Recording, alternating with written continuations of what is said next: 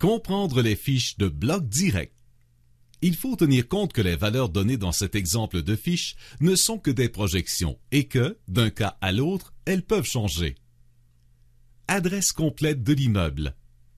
Prix demandé et prix hypothétique. Prix demandé égale prix demandé par le vendeur. Prix hypothétique égale prix déterminé par bloc direct. Note. La projection est effectuée à partir du prix hypothétique, établi en fonction des statistiques de la Chambre immobilière de Québec. Les immeubles sont habituellement vendus à 95% du prix demandé. Par conséquent, sur la majorité des fiches de bloc direct, le prix hypothétique correspond à 95% du prix demandé. Par contre, sur ces contrats de courtage, bloc direct doit présenter les prix demandés 100%. Évaluation municipale. En plus de l'évaluation du terrain et de la bâtisse, on y trouve le numéro de cadastre et l'année de construction.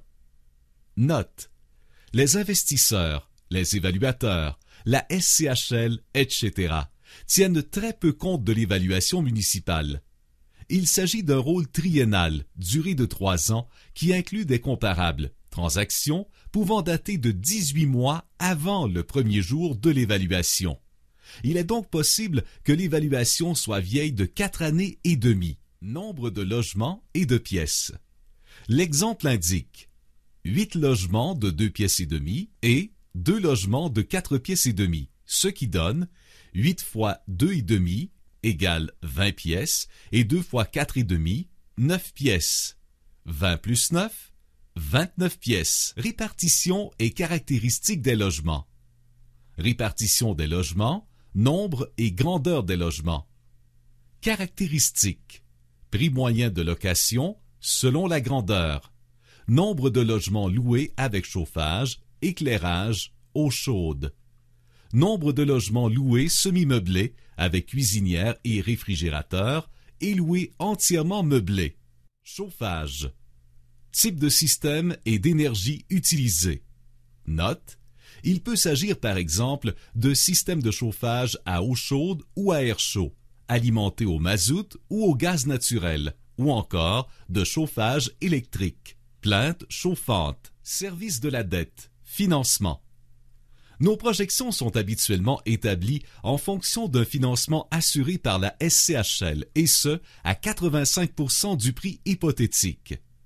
Le solde représente le montant total de l'hypothèque pour l'acquisition. L'amortissement de l'emprunt se fait généralement sur 30 ans, 360 versements. Le taux d'intérêt est basé sur des négociations récentes conclues avec des prêteurs pour des prêts assurés par la SCHL. Ce taux peut varier. Les mensualités représentent les portions d'hypothèques remboursées mensuellement. Revenus. Revenu annuel total de l'immeuble. Autres revenus. Revenus supplémentaires. Location de garage, d'entrepôt, de buanderie. Vacances et mauvaises créances. Mesures de prévention, même si le cas ne se présente pas. Le taux est basé sur celui fixé par la SCHL, auquel nous ajoutons une réserve de plus ou moins 2%. Il est à noter que la SCHL, les évaluateurs et les prêteurs font de même. Revenu brut effectif égale revenu total plus autres revenus, moins vacances et mauvaises créances. Note. Taux de vacances. Au Québec, la majorité des baux arrivent à échéance le 30 juin. La Régie du logement permet aux propriétaires d'envoyer l'avis de renouvellement de bail et d'augmentation de loyer de 3 à 6 mois avant la fin du bail. Le locataire, quant à lui, a 30 jours pour y répondre. Si le locataire ne tient pas compte de cet avis, le bail est automatiquement renouvelé, et ce, au tarif majoré. La plupart des propriétaires envoient l'avis au mois de janvier. Pour diverses raisons, 20 à 30% des logements se libèrent chaque année. Par exemple, dans un immeuble de 10 logements, 2 ou 3 logements se libéreront annuellement. Étant donné que le propriétaire sera au fait de cette situation dès février, il disposera d'environ 5 mois pour trouver de nouveaux locataires. Dépenses d'exploitation.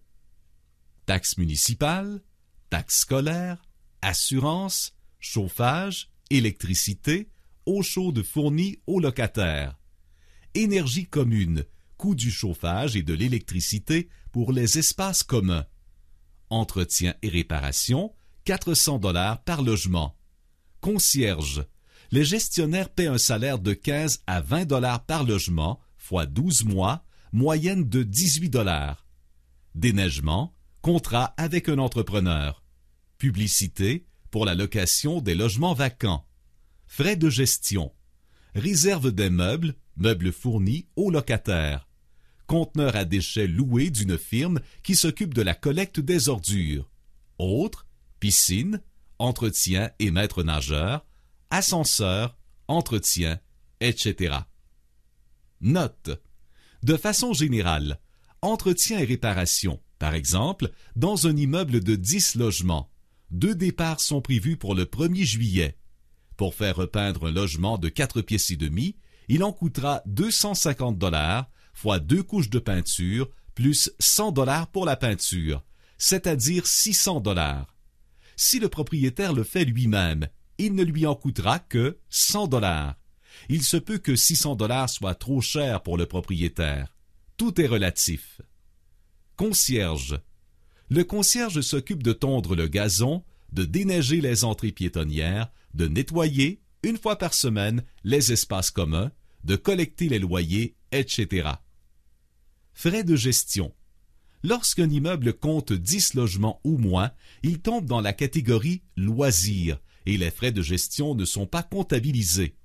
Lorsqu'il en compte de 11 à 20, nous ajoutons 3% des revenus bruts effectifs aux dépenses.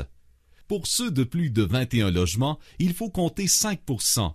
Dans le cas de ces derniers, des compagnies de gestion agissent comme propriétaires et le frais s'élève à 5% des revenus bruts collectés plus les taxes. Il est possible d'éviter cette dépense en assurant vous-même la gestion de l'immeuble. Revenu net avant financement et liquidité. Revenu net avant financement égale revenu brut moins vacances et mauvaises créances moins dépenses d'exploitation. Service de la dette égale remboursement mensuel des hypothèques fois 12 mois. Liquidité, cash flow, égale ce qui reste quand tout a été payé. Mise de fonds. Mise de fonds égale prix payé plus droits de mutation, taxes de bienvenue, plus frais de notaire, plus autres dépenses, moins hypothèque, incluant la prime SCHL, moins premier mois de loyer. Les autres dépenses incluent le tarif de l'évaluateur, les frais de financement négociables mais peuvent atteindre 0,25% de l'hypothèque, le coût du test de sol, test normalement exigé par le prêteur pour s'assurer que le sol, par exemple, n'est pas contaminé, la prime SCHL payée par le prêteur, 4,75% de l'hypothèque, plus 150 $ par logement. La taxe de 9% à payer sur la prime d'assurance. Note, premier mois de loyer. Il faut tenir compte du premier mois de loyer parce que le loyer est payable d'avance. Par exemple, si le nouveau propriétaire prend possession de l'immeuble le 1er du mois, le montant des loyers lui appartient et ce montant peut être affecté à la mise de fonds. Ce n'est qu'à partir du mois suivant qu'il servira à rembourser l'hypothèque. Taux de rendement sur capital investi. Avant capitalisation égale liquidité divisé par mise de fonds. Après capitalisation égale liquidité plus capitalisation moyenne des 5 années, hypothèque remboursée après 5 ans, divisé par mise de fonds.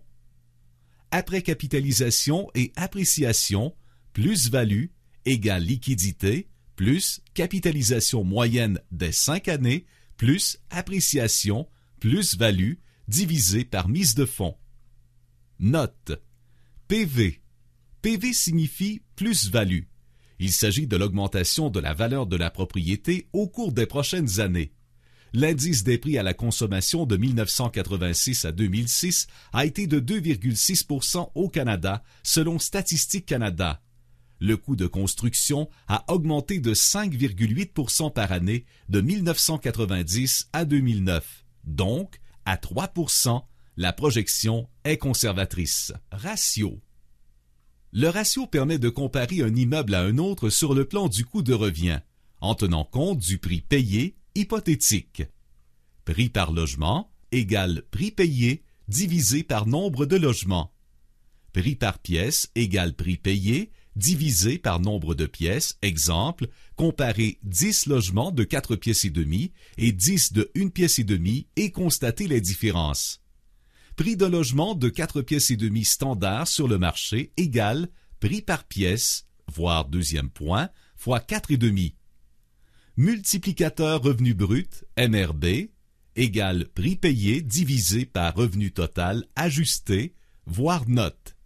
Ratio revenu net, MRN, égale prix vendu divisé par revenu net avant financement. Taux global d'actualisation, TGA, égale revenu net avant financement divisé par prix payé. Ratio couverture de la dette, RCD, égale service de la dette divisé par revenu net avant financement. Note, revenu total ajusté, NRB. Le revenu total ajusté est obtenu lorsque les éléments accompagnés d'un astérisque dans la colonne dépenses sont soustraits des revenus. L'exercice permet alors de comparer le revenu de l'immeuble à celui d'un immeuble qui n'offre aucun service d'énergie et d'ameublement ni d'air commune aux locataires.